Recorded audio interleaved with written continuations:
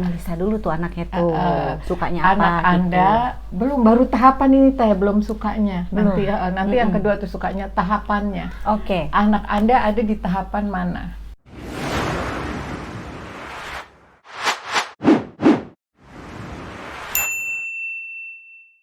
Kita lihat yuk bagaimana Imam Ali bin Abi Thalib mengajarkan kita untuk memahami tahapan perkembangan seorang anak. Ya. Gampang kok, paling gampang Imam Ali bin Abi Thalib ini ngasih tahu kita tentang tahapan perkembangan anak. Nggak ribet, nggak susah ngapalin gitu ya, tapi gampang mengaplikasi. Ya. 1. Tahapan perkembangan yang pertama adalah di usia 0 sampai 7 tahun. Jadikan anakmu sebagai raja. Jadi, kalau mau nyuruh belajar, lihat dulu umurnya. Udah 7 tahun belum? Oke, gitu ya caranya. Lihat dulu. Berarti kalau belum 7 tahun, ya, maka mau nyuruh dia belajar pun tetap memperlakukan dia sebagai raja. Oke. Raja mau belajar apa hari ini? Iya, gitu. Oke, begitu ya, Bu. Bener-bener. Dan bayangin aja bahwa yang Anda hadapi adalah raja. Ya, ada nggak yang berani melototin raja? Ada nggak yang berani bentak-bentak raja? Apa maunya raja? Tentu kita akan berusaha untuk menuruti. Jadi yang pertama ini dulu, gitu. Nah, 0 sampai 7 tahun. Kalau bahasa saya mengguyur cinta. Guyur dulu cinta. Oke, guyur dulu cinta. Nah, gimana guyur cinta? Oke, Anda bisa cari buku Happy and Productive Parent. Ya, teman-teman yang lagi sedang live streaming di Facebook bisa scroll Facebook saya, cari buku Happy and Productive Parent. Okay. Gitu. Nah, 1 itu dulu. Guyur cinta, jadikan dia raja di usia 0 sampai 7 tahun. Mau belajar apa aja caranya seperti itu. Tahan dulu Bu. Okay. Ini masalahnya nih banyak banget orang tua tuh yang pengen anaknya dari kecil itu udah expert. Gimana nih ceritanya nih Bu? Banyak sekali bahkan gitu ya metode-metode pembelajaran gitu. Anak harus udah puasa umur 4 tahun. Ngajakin puasa sih tadinya, tapi kalau anaknya udah mulai kayak Umi lapar, tahan. Pokoknya misalkan gitu ya. Atau kayak sholat, harus sholat, ikut Abi gitu ya. Masih 5 tahun nih, 6 tahun nih gitu. Gimana nih Bu? Kalau itu kan tahapan sama tahapan penanaman keterikatan pada hukum syara. Pembiasaan atau keterikatan terhadap hukum syara, ada hadis yang lain. Hadis yang mengatakan ajari anakmu sholat di usia 7 tahun. Ya. Usia 7 tahun diajarin, kemudian itu usia 7 tahun udah mulai otaknya itu udah mulai sempurna, udah mendekati balikan ya, udah prabalik, sudah persiapan balik, sudah perlu diajari hukum-hukum syara.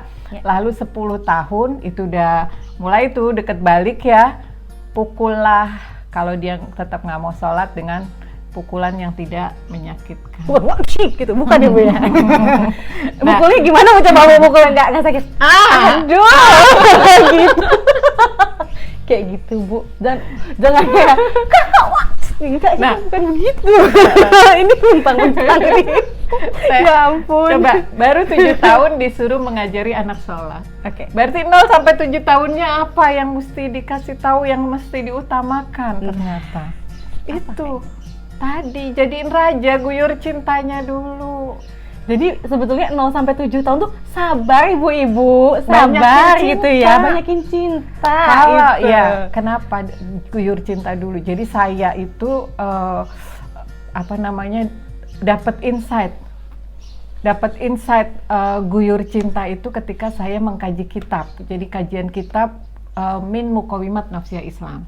Pilar-pilar pengokoh nafsiyah Islam. Nah, ketika mengkaji kitab pilar-pilar pengokoh nafsiyah Islam ini atau Min Muqawimat Nafsiyah Islam ini, ada bab yang membahas tentang cinta dan benci karena Allah, dan ada bab yang membahas tentang bagaimana kita seharusnya bersikap kepada orang-orang yang kita cintai. Jadi di situ banyak sekali hadis-hadis yang diajarkan kalau engkau mencintai saudaramu maka disunahkan. Nah, kalau engkau mencintai saudaramu disunahkan untuk A, B, C, itu ada dalam kitab Min Muqawimat Nafsiyah Islam. Ketika itulah alhamdulillah dapat insight. Ini yang selama ini pertanyaan-pertanyaan yang selama ini menghantui benak saya, lebay ya saya kalau ngomongnya. Yang selama ini benar-benar sering, kenapa sih orang para sahabat itu kok mencintai banget Rasulullah? Bahkan kita di masa yang ribuan tahun jauhnya dari Rasulullah, kita cinta banget ya sama Rasulullah ya. Ya, kenapa gitu ya? Di situ saya dapat jawaban. Karena di situ Rasulullah mengajarkan kalau engkau mencintai saudaramu, dan itu yang Rasulullah lakukan kepada sahabat, bahkan kepada umatnya sampai kita nih di akhir zaman.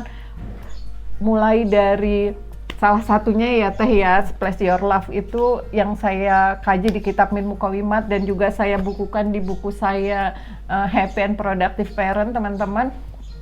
Di situ antara lain, kalau engkau mencintai saudaramu maka temuilah dia dengan wajah yang berseri-seri.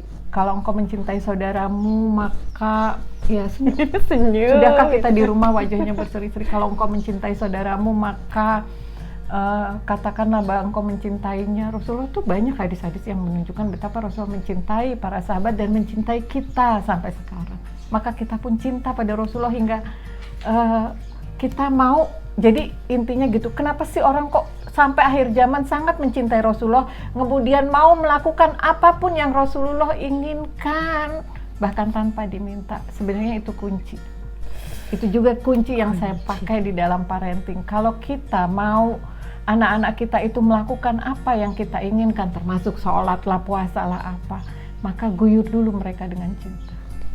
Guyur dengan cinta, sebagaimana yang Rasulullah ajarkan, kelak mereka akan mau melakukan apa yang kita inginkan, bahkan tanpa diminta. Dan mereka nggak akan membuat kita merasa sedih dengan melanggar hal-hal yang tidak kita inginkan. Ini prinsip. Ini prinsip banget ya Bu ya. Maka 0 sampai 7 tahun, guyur anak kita dengan cinta, jadikan mereka raja. Baru 7 sampai 14 tahun tuh aturan-aturan. Nah, kalau pelajaran sekolah berarti ya 0 sampai 7 tahun ngajarinnya tetap ngebayangin ngajarin raja. Nah, 7 sampai 14 tahun mendampinginya, bayangkan bahwa kita sedang menjadikan mereka adalah orang-orang yang dalam penjara yang harus taat pada aturan. Tapi catat dulu.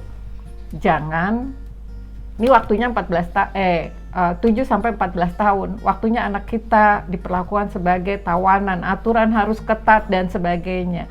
Tapi di 0 sampai 7 tahun mereka, kita tidak menjadikan mereka sebagai raja. Ini bahaya.